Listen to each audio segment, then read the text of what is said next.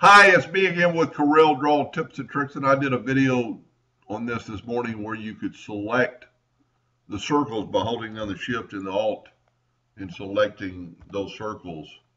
But then I started thinking we could use Select All under Edit.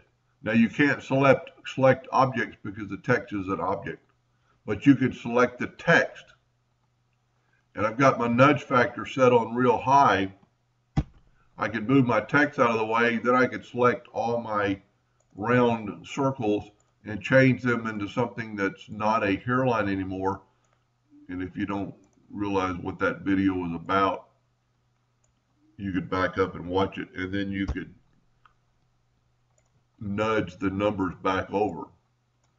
So that could save you a little time and select all under Edit. Select all, you can select all objects, text, or guidelines. Anyway, I hope that helped a little bit. Thank you for watching.